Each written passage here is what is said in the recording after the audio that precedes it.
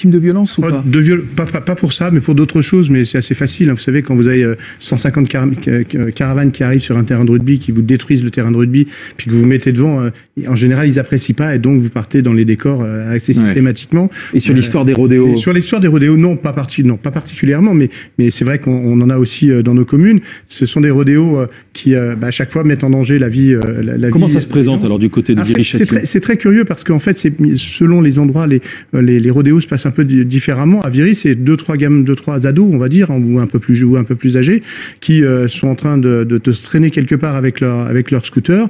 Puis d'un seul coup, ils décident d'aller faire la petite vidéo qu'ils vont mettre sur Snapchat ou sur Instagram pour faire les beaux. Et puis le problème, c'est que faire les beaux, c'est bien, sauf qu'à chaque fois, ils mettent en danger leur vie, c'est leur problème. Par contre, ils mettent surtout la vie des gens qui sont sur les trottoirs, les mamans qui se promènent ou les papas qui se promènent avec la poussette, la petite dame qui sort du marché et puis qui va se faire renverser. Parce que ça se passe au milieu de la voie publique, voire sur les trottoirs. N'importe où, c'est là où ils sont, là où ils ont décidé d'un seul coup. Pour cette raison qu'il n'y a pas, justement, Robin Reda a travaillé justement sur une mission d'évaluation. La première à mon sens des solutions, c'est quoi qu'il arrive, un véhicule qui est pris, que ça soit dans une cave ou en flagrant délit, c'est la destruction, c'est la confiscation et la destruction immédiate. À partir du moment où on a déjà ça, c'est 3 ou 4 000 euros à chaque fois parce que ça coûte cher, ces motos. Déjà, à minima, c'est la première des choses à faire. Il faut équiper les policiers. Une fois que l'infraction est caractérisée, bien sûr.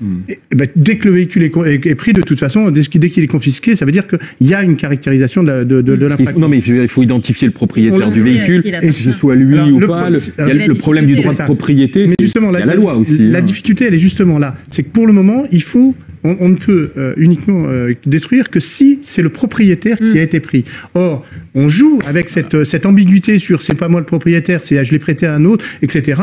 Or, je pense que ça, il faut encore aller plus loin. Il faut impérativement que dès que l'infraction a été constatée par le véhicule doit être détruit. Comme ça, on ne se pose même plus la question. Je suis désolé, mais il y a un moment donné, il faut qu'on prenne des décisions qui soient fermes. De la même façon, si la personne est reconnue, il faut que les peines soient exemplaires et appliquées.